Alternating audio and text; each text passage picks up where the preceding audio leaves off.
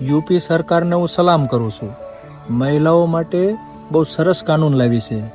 જે bed touch જેવા મુદ્દા બનતા હતા ને એના માટે કાનૂન વ્યવસ્થા કરવામાં આવી છે.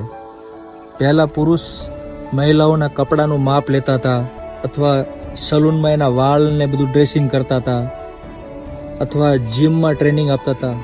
હવે પુરુષ નહીં આપી શકે. મહિલાઓ માટે સ્પેશિયલ મહિલાઓ જ ટ્રેનિંગ આપશે. અને ધંધાકીય રીતે કોઈ પણ પુરુષ ખરાબ નથી હોતા, હું પણ માનું છું. પણ ઘણા બધા એવા નીચ હોય છે કે આવી બધી હરકતો કરતા હોય છે મહિલાઓ હારે. અને આવા કાનૂનની સખ્ત જરૂર આપણા ગુજરાતમાં પણ છે. કેટલા લોકોને એવું લાગે છે કે આવો કાનૂન આપણી ગુજરાતમાં પણ હોવો જોઈએ.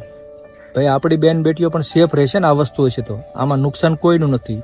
એટલે ખાસ કરીને કમેન્ટ કરજો, મહિલાઓ ખાસ કરીને કમેન્ટ કરજો, આ વ્યવસ્થા ગુજરાતમાં હોવી જોઈએ કે નહીં. જય હિન્દ.